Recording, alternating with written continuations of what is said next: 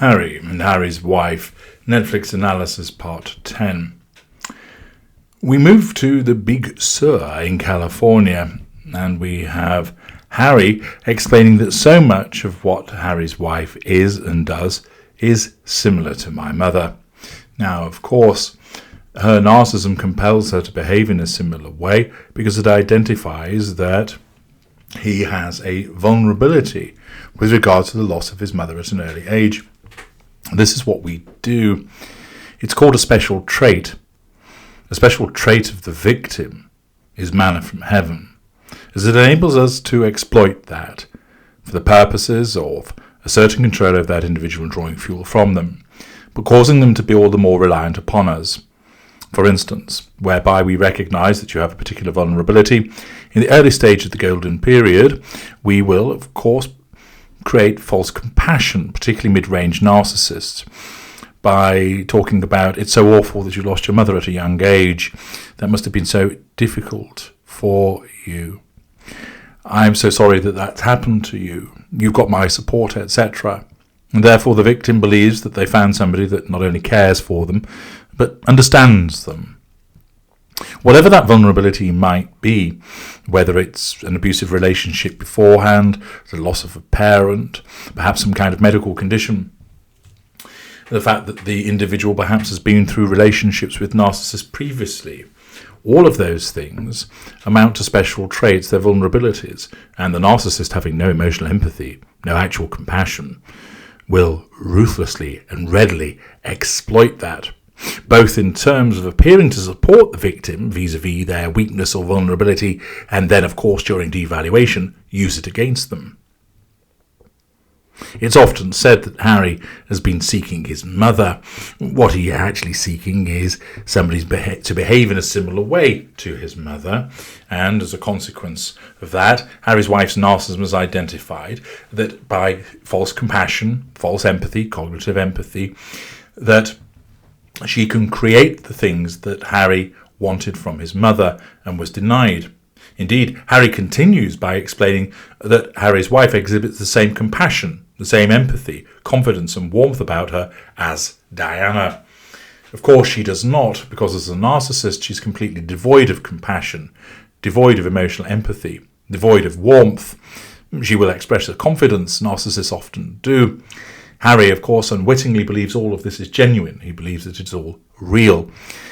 We then are treated to interspersed footage of Harry's wife and Diana to draw the comparisons.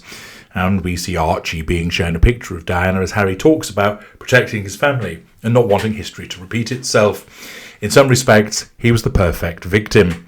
Not only did he have these vulnerabilities, but it also meant that she could play the victim card left, right and centre, with the consequence that he would then, like the White Knight, go riding into battle to protect them, thinking, oh no, this is happening again. This is precisely what happened to my mother.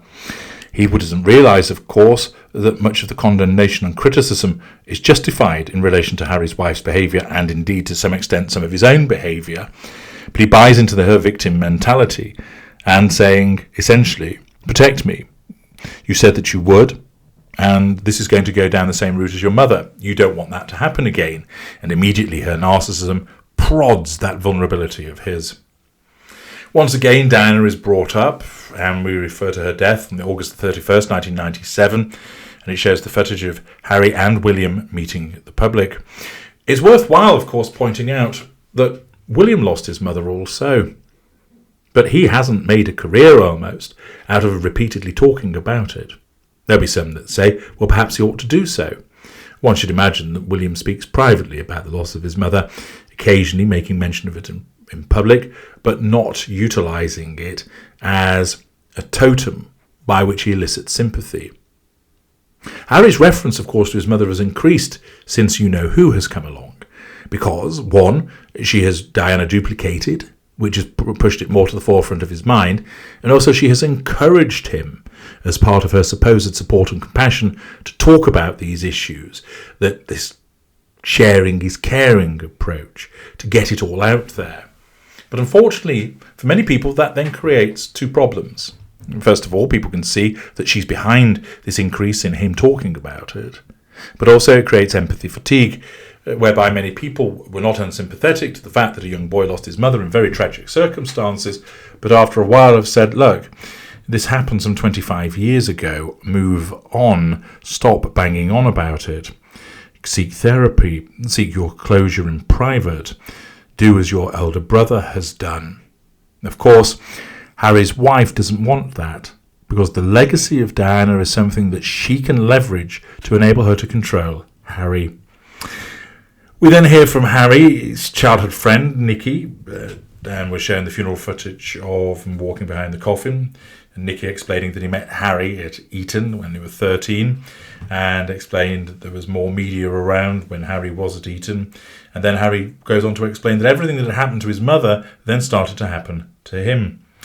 He admitted that there's an element of truth in many of the stories, but they were exaggerated and embellished. The fact that he was taking drugs, that he was drinking, that he was out late, that he was clubbing, that he had this girlfriend and that girlfriend. He makes mention of the paparazzi chasing him on foot 30 or 40 times, and then references made of the scuffle that he had with photographers. He explained that he was trying to deal with the loss of his mother without help or guidance. This, of course, again is all part of the foreshadowing, part of it's pity play, but is also being done for the purposes of creating this idea of how he dislikes the media because of what it's done to him and his mother, and that, of course, it was necessary for them to protect themselves from the media. It's getting their justifications in. We then move to Lesotho in 2004, and there's a gentleman called Prince Seso who is some kind of father figure, mentor to Harry. And he explained that Harry wanted time out from the aggressive treadmill and that he was here in Lesotho to learn and not to tell. And again, it made reference to Harry being very much his mother. It seems that Lesotho is an excellent influence upon Harry, and then reference is made to Diana's work with AIDS, and Harry wanted to keep her legacy alive. Harry references his repeated visits to Lesotho, whereby he was given the name Mahale, which means warrior. And Harry admits that Lesotho gave him space and freedom to live and to grow. And he explained that he would go to Africa 3 months at a time and had a group of friends out there and almost second family. It's clear that Africa became a very special place to him. And again, it then becomes this foreshadowing of explaining this is part of my life, this is part of who I am, and that for him it was absolutely critical for him to share it with Harry's wife. So far in this segment, what has been explained to us, of course, is the continuing intrusion of the media and, of course, the influence of Diana on Harry. And, of course, you are able to understand through my work the way by which this enables Harry's wife to assert her control over Harry by using his vulnerabilities vis-a-vis the loss of his mother and his continued sort of torch holding for her, which in the episode he freely admits that he does, enables her to exploit that again. And that, of course, by her replicating Diana's behaviours, as we know that she's done in terms of the way she dresses, the fact of the perfume that she wore, that is something that really strikes the heart of Harry and makes him far easier to control. In the next section, we move on to the situation in Toronto in the summer of 2016.